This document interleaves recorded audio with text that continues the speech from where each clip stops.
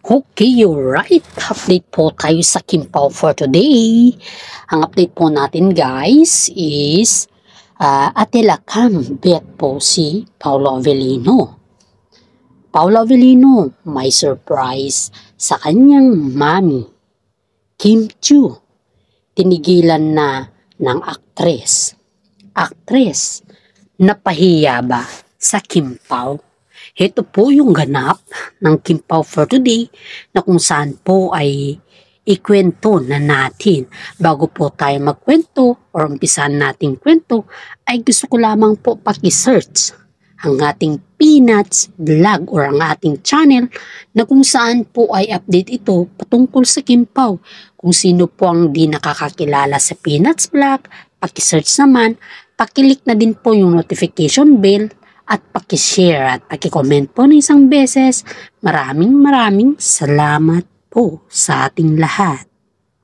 Ito na guys, babalita na po natin ang patungkol kay Ate Lakam na kung saan po ay nag-update siya sa kanyang bet sa buhay na kung saan ay sila Paolo Avellino at saka si Kim Chiu po ay in-update niya at nandun po sila previous time is nandun po sila Paolo Avellino at saka si Kim Chiu sa Australia.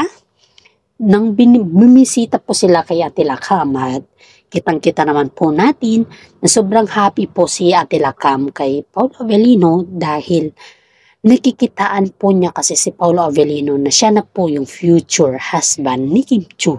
At isa lamang po ang ibig sabihin niyan guys, bet na bet po ni Ate Lakam si Kim Chiu para kay Kim Chiu. At iyan po ay nagustuhan niya yung ugali ni Paolo Avellino na kung saan alagang-alaga po ni Paolo Avellino si Kim Chiu guys.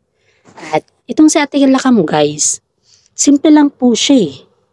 Makikitaan mo po siya na napakahusay din niya at napakaalaga din niya kay Kim Chiu kasi siya na po yung parang tumatayong nanay at tatay ni Kim Chiu sa lahat ng bagay. At siya din po yung dahilan kung bakit si Kim Chiu po ay palaging nag-aaruga at tumutulong din po kay Ate Lakam dahil si Ate Lakam po ay siya na po yung relatives or tinuturing na nanay at tatay po ni Kim Chiu sa ngayon. Alam naman po natin na malayo po si Ate Lakam sa kanila at yan po ay pag may mga time, binibisita po sila ni Paolo Avellino at saka si Kim Chiu. Okay, si Ate Lakam po ay nagpapasalamat kay Paolo Avellino dahil sa pag-aalaga, pag-aaruga habang wala po siya sa tabi ni Kim Chiu. Lalong-lalo na po nung nagkasakit si Kim Chiu na si Paolo Avellino lang po ang nandyan at wala po si Ate Lakam. Kaya nga po sabi ni Ate Lakam kay Paolo Avellino na hanggat maaari ay alagaan po niya si Kim Chiu dahil si Kim Chiu naman po ay napakabait na bata.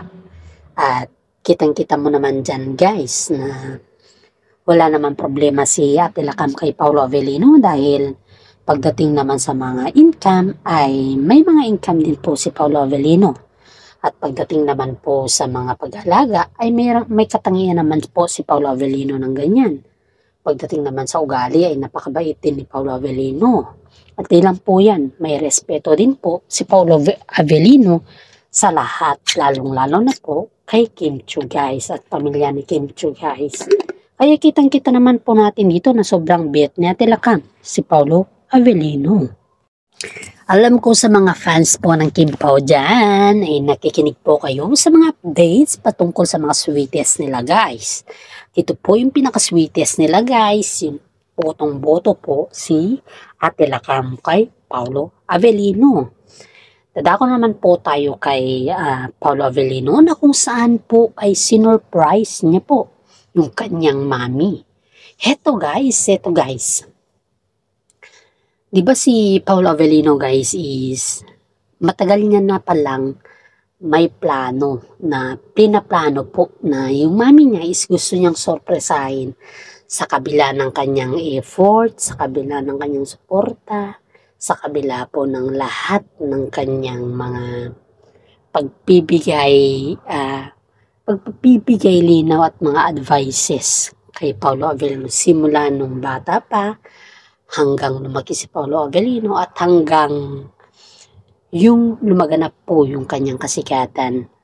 Yun po, kaya nga po nagkaroon ng plano si Paolo Avellino para pasasalamat daw po sa kanyang mami. At ang plano niya po guys is binulgar po ng isa niyang kaibigan na kung saan po ay bibilhan niya po ng kanyang nanay, bibilhan na po ng isang house and lot. Wow na wow! Sarap sa pakiramdam, uy. Pati ako nanginig. Ganyan po kasweet si Paolo Avellino pagdating sa kanyang mami guys. Nakitang-kita naman po natin dyan na napaka-supportive ni Paolo Avellino sa lahat ng bagay. Lalong-lalo na po yung kanyang mami na alam naman din natin na yung mami ni Paolo Avellino ay hindi po siya yung tao na porke artista yung anak niya or porke sikat yung anak niya ay mataas na rin po yung tingin niya sa sarili niya. Hindi po ganun yung pamilya nila Paolo Avellino guys. Napakabait po ng mga pamilya nila Paolo Avellino. Ang daming nagsasabi niyan guys, pero hindi lang kasi yan pinapalabas sa SOCMED kasi ang gusto kasi ng mga pamilya ni Avellino ay privacy lang po. Kaya sa mga nakakakilala po kay Paolo Avellino at saka yung mga pamilya niya guys is alam po nila na ganyan po yung karakter ng mga Avellino family. Kitang-kita naman po natin yung pag-alaga ni Paolo Avellino sa kanyang mami. At nung nabanggit daw po ni Paolo Avellino kay Kim Chiu yung plano niya, ay sinuportahan po siya ni Kim Chiu at si Kim Chiu na din po yung nagtanong kung asan ang location. At dalawa po silang nagplano na kung saan po ay binilhan na ni Paolo Avellino ang kanyang nanay ng house and lot.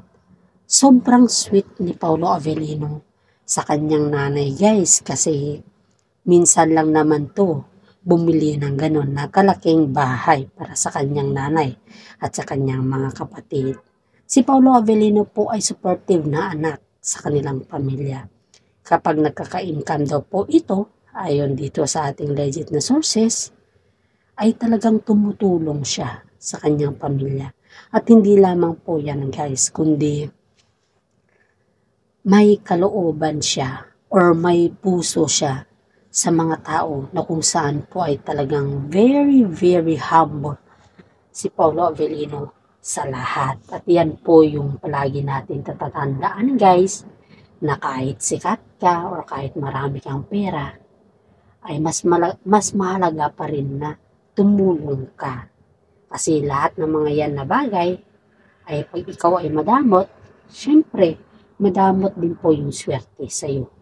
Sa mga tao po dyan na kagaya ni Paolo Avellino ay proud po ako.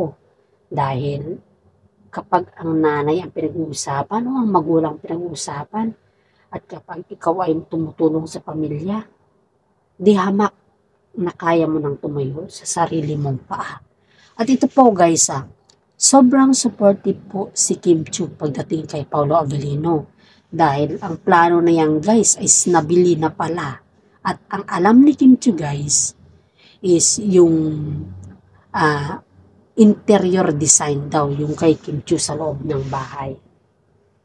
Sa ngayon guys is ang plano ni Paolo Avellino ngayon is papuntahin ata yung nanay niya sa Maynila and then just a gift or just a surprise for her dahil ang wish daw ng nanay ni Paolo Avellino guys is magkaroon daw ng bahay mismo na kung saan po ay yung talagang medyo siguro malaki naman. Kahit papaano guys is wish granted po yung nanay ni Paolo Avellino. Kaya sobrang kumbaga is na-touch po ako dito guys kasi bilang isang vlogger po ay hindi pa po ako nakapag-bili ng bahay ng aking nanay. Kumbaga po ay yung mga nireregalo ko lang sa aking nanay is yung mga simpleng bagay lang. Pero wish ko din po na mapabilhan yung nanay ko ng bahay para sa ganun po ay komportable din po yung nanay ko na mamuhay at para maramdaman niya din po na yung may tinatawag na bahay. At nakakainggit no guys na yung ikaw na anak ay makabili ka ng bahay para sa iyong nanay. Hopefully guys, hopefully makakabili din po lahat tayo. Sobrang bait naman ni Paolo Avellino. At na-appreciate ko to guys kasi kahit pa paano ay talagang kitang-kita mo yung kabaitan niya sa kanyang nanay. Bihira lang po na anak ang gumagawa ng ganyan guys kung tutuusin natin dahil ang mga anak kasi paminsan-minsan ay pag nagkaroon ng pera ay siyempre may mga anak din na hindi na marunong tumulong sa kanilang mga magulang. Pero si Paolo po ay proud ako sa kanya kasi kahit papaano ay nabibigay niya pa rin po yung suporta sa kanyang pamilya, lalong-lalo na po yung sa kanyang nanay. At ito po ay nakaka-appreciate talaga at nakakagana na pakinggan guys. Okay, sunod na naman ng ating kwento guys is Kim Chiu, tinigilan na ng aktres. Aktres, napahiya ba si Kim Pao? To blind items natin guys another actress na naman to guys na si A at ang apelyido niya is B. This is a young actress guys na kung saan ay medyo kakaiba siya. Kakaiba ka ko kasi yung pakiramdam ko kasi dito sa actress na to guys is nakakasira na siya nakakasira na siya. Kumbaga guys is ito yung actress na kung saan is young actress to guys ang dami niya na itong sinira. Diba yung isang actress kasi guys na kasama din nito ay patuloy na sinisiraan ang Kim Pao. At ito na naman, sunod naman tong yung actress na to. Na kung saan guys is napahiya siya. Napahiya siya sa pamamaraan po na pag-bash niya sa mga post ni Kim Chiu guys. Ito guys itong actress na to guys, yung actress na to, akalain mo, gumamit siya ng dami account para lang i-bash ang post ni Kim Chiu na kung saan po ay may post kasi po dito si Kim Chiu, ayon dito sa ating legit na sources guys na kung saan po ay nakasuot siya ng red at ang sabi niya dito, yung suot niya kasi is sobrang sexy. At ang sabi niya dito guys na yung ang dami nag-congratulate kay Kim Chiu dito, pero pinost lang po ni Kim Chiu dito yung kanyang body fit ba at saka yung kanyang mga gown na kulay red. Ito naman tong si actress na to, dahil sobrang inggit kay Kim Chiu guys, binas ba naman ito. At ito guys paano hindi nila malalaman na siya yun dahil lahat ng mga dami account na yun ay iisa lang po yung comment. At tinignan talaga dun sa Gmail ng tao na yun is iisa lang po. Iisa lang po. Kaya nga po itong nagtataka sila kasi yung acronym ng Gmail na yun guys is iisa lang tao lang yun. Ayon dito sa ating mga expert na IT guys, is si A lang yun guys. Siya lang ito. Dahil yung sinabi din niya sa kanyang interview ay ganun din po yung post or yung comment. Dun sa post ni Kim Chiu, nang pinapatamaan niya talaga dun is si Kim Chiu guys. Believe naman ako dito sa actress na to dahil kahit anong gawin niyang panira dito ay suportado pa rin ng mga Kim Pao, sila Paolo Avellino at saka si Kim Chiu guys. Kita mo dito guys yung patuloy na pagsira niya sa Kim Pao, nabisto kaagad. At ang bisto sa kanila guys ay yung mga fans nila. At itong mga isang fans niya ito guys ay isang fans ng Kim Pao guys, kinonfronta po siya. Kinonfronta po siya habang nagmo-mall tour siya guys sa likod daw ng backstage guys Kita mo ang dami daw mga artista na nakinig dun sa pagkumpronta ng isang fans, pero hindi daw ito pinalabas at hindi daw ito, kumbaga daw is kinuusap daw niya yung nag-interview sa kanya sa likod ng backseat, na kung saan is hindi na daw niya pwedeng, kumbaga nakiusap na hindi niya na, wag na lang ipalabas or wag niya lang gawing content yun. Pero syempre legit itong tao na to guys, legit itong solid na Kim Pao ito guys, is nakiusap siya. At nung nakiusap tong actress na to, syempre inisip ng solid fans ng Kim Pao na for what naman nasisiraan niya ang Kim Chiu at saka Kim Pao, di ba? For what? What is the reason? And then nung kinonfronta siya, alam mo daw ang sabi niya? Sabi daw niya mismo sa interview guys na nagde-deny siya. Pero at the end, inamin niya na siya din yun. Pero hindi niya inamin na siya yung may pakana dun sa comment na isa lang. Ang sinabi niya lang, connected dun sa comment guys, na sa pambabash. Kaya maraming mga bashers dito guys na parehas din nilang artista. Kaya itong yung actress na to ay sinasabi nito na hindi naman sumikat ang mga yan eh. Kundi kaya lang ba is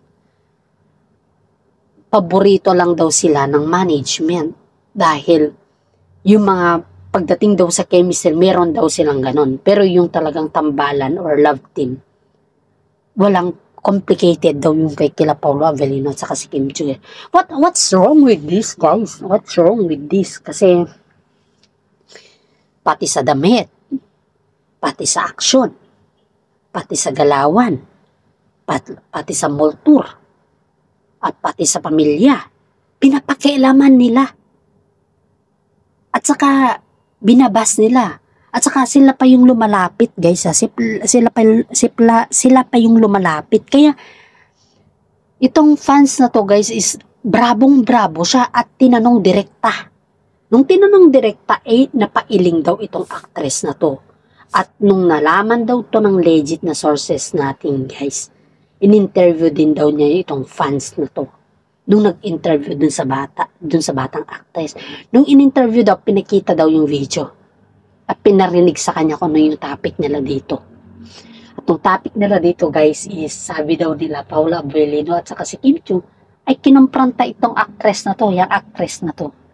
Dahil sa kadahilanan na ba't siya gumawa ng dummy account. At ang sabi daw niya, is hindi daw siya ang gumawa ng dummy account guys. Hindi daw niya ugaling manira ng kapwa niyang artista.